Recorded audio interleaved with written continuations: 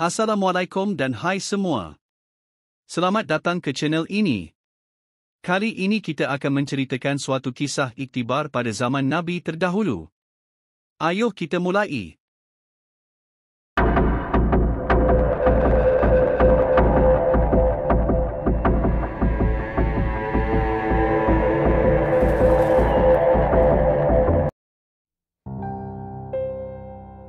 Tahukah anda mengapakah Nabi Muhammad SAW melarang kita untuk ke kota Al-Ula? Terdapat suatu peristiwa di mana semasa baginda dalam perjalanan ke Perang Tabuk, baginda menunjukkan kota itu kepada sahabatnya sebagai suatu pengajaran. Dikatakan Rasulullah dan sahabat hanya meminum air dari suatu perigi yang telah diminum oleh unta Nabi Saleh. Kemudian mereka berlalu dari kawasan itu dengan cepat. Para pengkaji sejarah mendapati bahawa Al-Ula merupakan tempat berlakunya gempa bumi yang berlaku ribuan tahun dahulu yang amat dahsyat. Malahan, saintis menemui satu lubang besar di dalam lapisan ozon atmosfera berdekatan kawasan itu sudah musnah. Ini mengakibatkan kota tersebut terdedah dengan kerosakan sinaran UV dan boleh terdedah kepada pelbagai penyakit. Jadi apakah kaitan kota Al-Ula dengan kisah kaum Samud?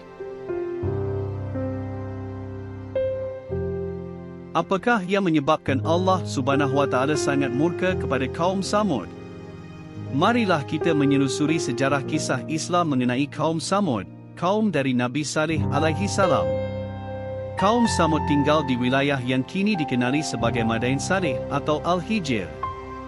Ia terletak di Bandar Al-Ula yang berdekatan di wilayah barat Laut Arab Saudi. Kaum Samud muncul selepas kaum Ad. Mereka tinggal di kawasan yang berbatu-batu namun memiliki tanah yang subur yang sudah pasti jarang dijumpai di padang pasir. Mereka menjalani kehidupan bercucuk tanam, menternak haiwan dan berdagang. Mereka diberi nikmat dan kehidupan yang sangat hebat seperti air yang mencukupi dari sumber mata air dan tanah yang subur di lembah dan kawasan oasis. Mereka juga menternak unta, kambing dan biri-biri. Selain itu, mereka mengusahakan tanaman seperti bijirin, sayur-sayuran dan buah-buahan. Kaum Samud ini terkenal dengan kepandaian mereka dalam seni ukiran. Dengan kemahiran ini mereka mampu mengukir binaan daripada batuan gunung-gunung. Maka dengan kepakaran mereka, mereka mampu membina tempat tinggal, makam dan ruang ibadat yang dipahat terus dari batuan gunung. Dinding juga terhias indah dengan ukiran dan struktur yang kukuh. Teknik yang digunakan oleh kaum Samud yang sangat rumit dan teliti membolehkan mereka membuat ruang dalaman yang kompleks. Namun di sebalik nikmat, keindahan, keistimewaan dan kehidupan yang makmur dimiliki oleh kaum Samud, mereka mempunyai sikap yang angkuh. Mereka merasa hebat kerana kekuatan teknologi dan kekayaan mereka. Sehinggakan mereka kufur kepada Allah dan mengamalkan penyembahan berhala yang telah dilakukan oleh nenek moyang mereka.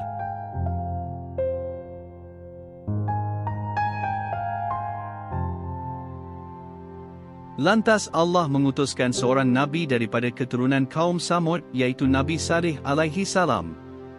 Allah mengutus baginda untuk mengajak kaumnya kembali kepada ajaran yang benar iaitu menyembah Allah yang Esa dan meninggalkan penyembahan berhala.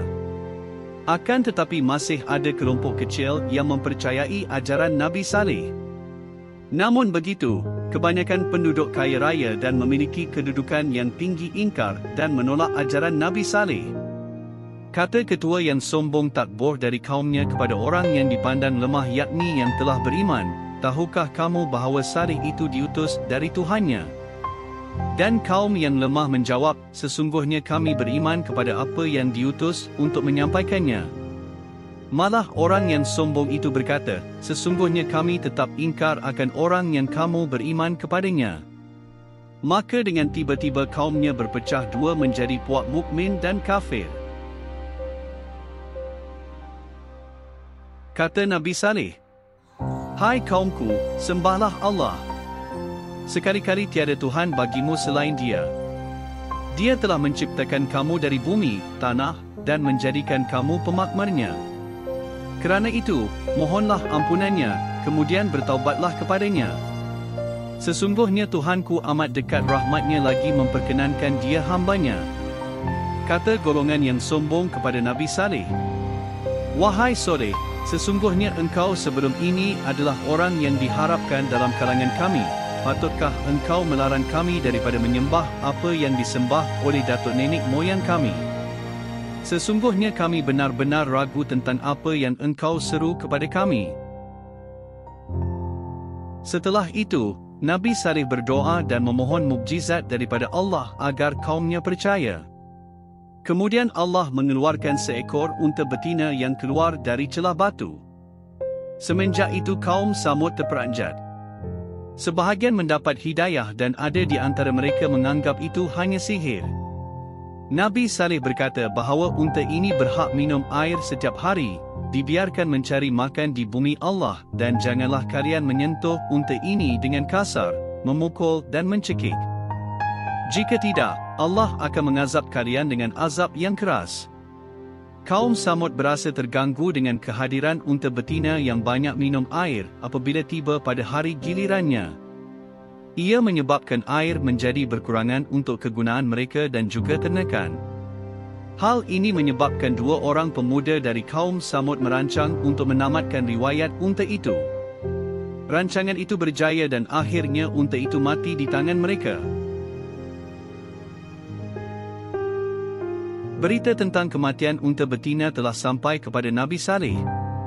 Baginda berasa sangat sedih sehingga mengungkapkan datangnya azab bagi kaum Samud apabila mengingkari perintah Allah. Pada hari pertama, wajah mereka menjadi kuning apabila bangun daripada tidur. Kemudian diikuti dengan warna merah pada hari kedua. Dan seterusnya wajah mereka berubah menjadi warna hitam. Mereka menjadi marah dan berhajat untuk membunuh Nabi Saleh. Namun Allah Maha Berkuasa. Ketika mereka hendak membunuh Nabi Saleh, Allah datangkan satu letusan suara yang menggempakan bumi lalu mereka menjadi mayat-mayat yang tersungkur di tempat masing-masing.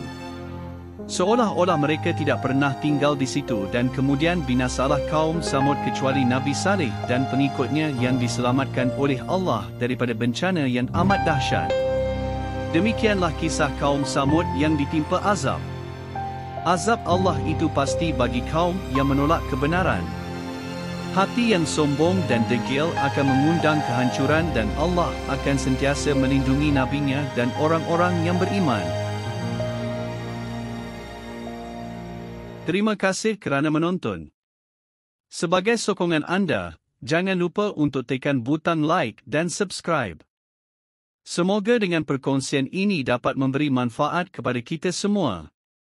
Jumpa lagi pada video akan datang.